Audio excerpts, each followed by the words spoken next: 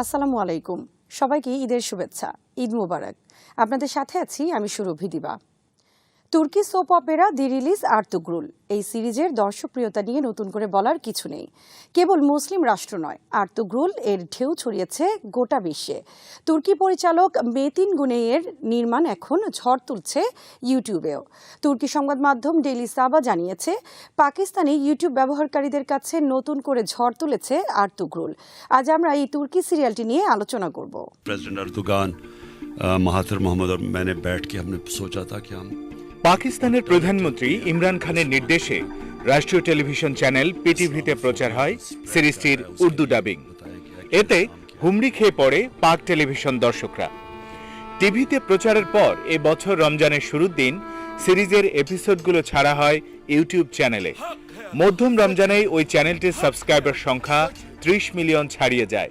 তখন পাকিস্তানের ওই টেলিভিশনের পক্ষ থেকে আশা প্রকাশ করা হয়, রমজানের শেষের দিকে সাবস্ক্রাইবার সংখ্যায় ইতিহাস গড়বে ইতিহাস নির্ভর এই সিরিজ।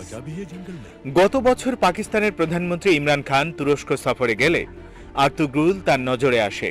পরে এটিকে উর্দুতে ডাবিং করার ব্যবস্থা করেন তিনি।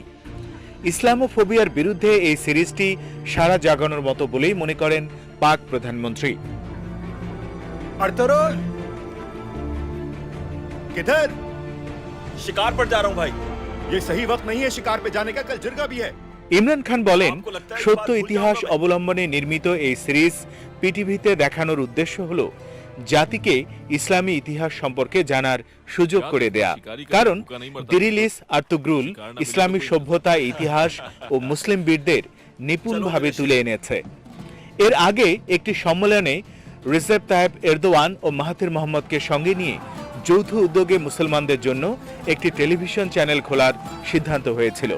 পরে রাজনৈতিক বাস্তবতার ভিড় ঠেলে এই পরিকল্পনা কতটা এগিয়েছে সে ব্যাপারে নতুন কোনো খবর গণমাধ্যমে আসেনি।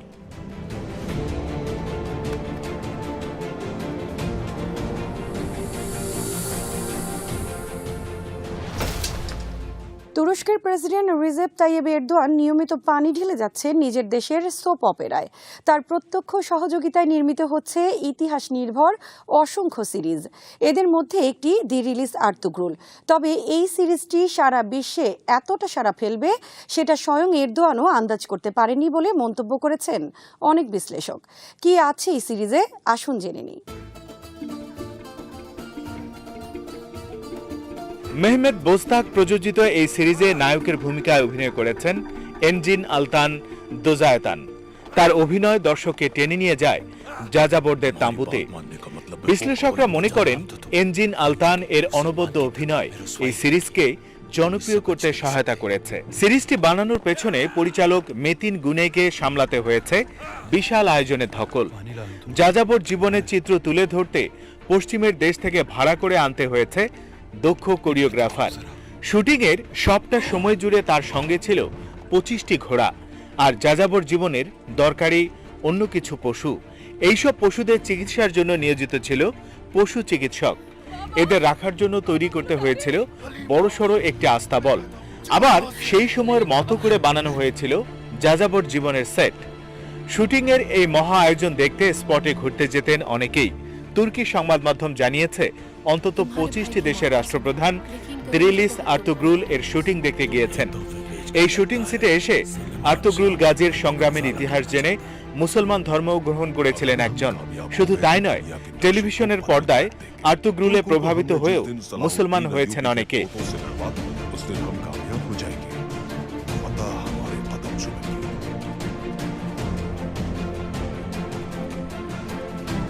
আমেরিকার লস অ্যাঞ্জেলসে মুসলিম কমিউনিটি আয়োজিত একটি অনুষ্ঠানে এক মেক্সিকান দম্পতি মুসলমান হন।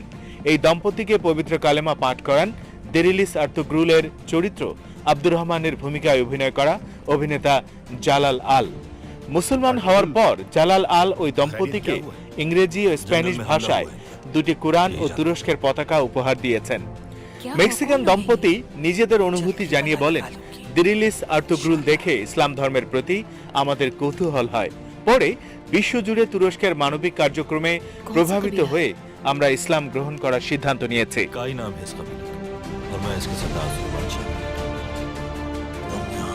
आधा और जाना चाहती हूँ ना। তুর্কি সোপ অপেরা আর্তুগ্রুল এতটা শক্তিশালী কেন? এর জবাবে বিশ্লেষকরা মনে করেন মূলত মুসলমানদের সোনালী সময়টাকে চিত্রায়িত করা হয়েছে বলেই বিশ্বের মুসলিমদের এই সিরিজের প্রতি আকর্ষণ তৈরি হয়েছে। পাশাপাশি ইতিহাসের মাগ বদলের সময়টাকে তুলে আনার জন্য অন্য ধর্মাবলম্বীরাও সিরিজটির প্রতি কৌতূহলী। তাছাড়া এর অভিনয় ও নির্মাণশৈলী নিখুঁত, আর পেছনের গল্পটা ধ্রুপদী। এক যাযাবর জীবনের লড়াই, যাযাবর থেকে পৃথিবী শাসন করার মতো সাম্রাজ্য গঠনের ইতিহাস।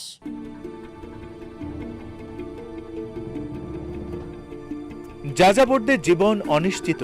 এদের নিজেদের ভূমি নেই, স্থায়ী ঘর নেই। যেখানে যান সঙ্গে করে নিতে হয় তাঁবু।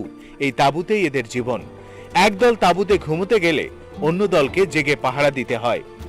এমনই এক যাযাবর দল কাই মধ্য এশিয়া থেকে আনাতোলিয়ায় গিয়ে তাঁবু গাড়ে। এই দলের নেতার নাম সুলাইমান শাহ।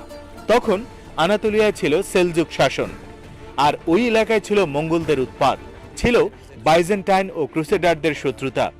এতে সেলজুক শাসন দুর্বল হয়ে যেতে থাকে। দুর্বল এই শাসনের প্রতি অনুগত ছিল কাইদের দল। কেবল এই দল বা গোত্রই নয়, মুসলিম যাযাবরদের সবগুলো গোত্রই ছিল সেলজুকদের অনুগত। যাযাবরদের এক একটি গোত্রভিত্তিক ছিল এক একটি সৈন্য দল। এইসব দলের যোদ্ধাদের ডাকা হতো গাজী। প্রতিটি গোত্রের একজন করে নেতা থাকত। এরা মঙ্গল, বাইজেন্টাইন ও ক্রুসেডারদের বিরুদ্ধে যুদ্ধ করত। কাই গোত্রের নেতা ছিলেন সুলাইমান শাহ। তার সন্তান আর্তুগ্রুল গাজী এই সিরিজের নায়ক। এক যুদ্ধের মাধ্যমে পৃথিবীর বুকে তার নায়কোচিত আবির্ভাব হয়। এই যুদ্ধটা হয়েছিল মঙ্গলদের বিরুদ্ধে। তখন সেলজুক শাসক ছিলেন সুলতান আলাউদ্দিন কায়কোবাদ সেলজুকি। 1124 সালে সেলজুক রাজধানী কোনিয়া দখল করতে মঙ্গল নেতা চেঙ্গিস খান বিশাল বাহিনী পাঠান। সেই বাহিনীর তুলনায় সেলজুকদের ক্ষমতা ছিল খুবই নাজুক। সেলজুকরা ধরে নিয়েছিলেন মঙ্গলদের বিরুদ্ধে তাদের টিকে থাকা সম্ভব হবে না।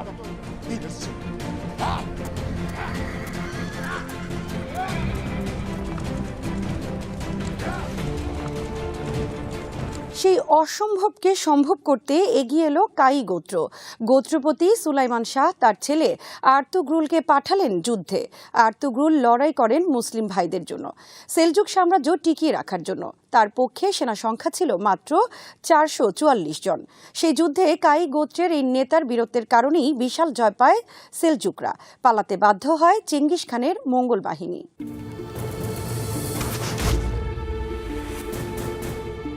আর্তুগ্রুলের সাফল্য দেখে মুগ্ধ হন সেলজুক নেতা আলাউদ্দিন কায়কোবাদ।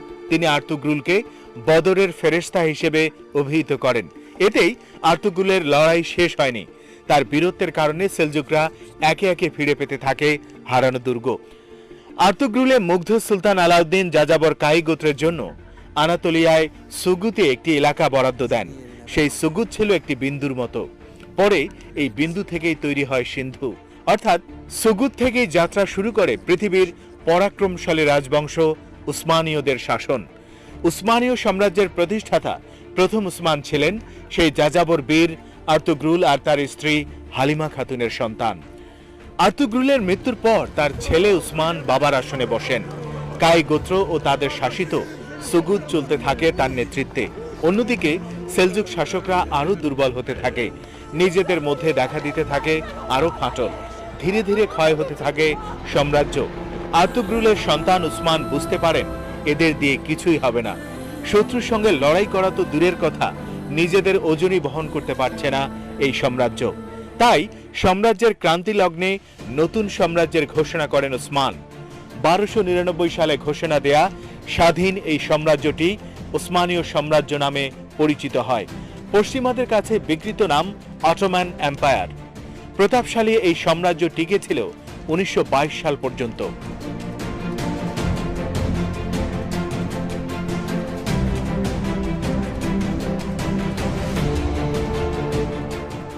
আজ এখানেই শেষ করছি। সবাই ভালো থাকুন, সুস্থ থাকুন আর দেখতে থাকুন বিডি ভিউজ। চ্যানেলটি ভালো লাগলে সাবস্ক্রাইব করুন। সংযুক্ত থাকুন আমাদের ফেসবুক পেজে। আমাদের ওয়েবসাইট bdviews.net ভিজিট করুন। আল্লাহ হাফেজ।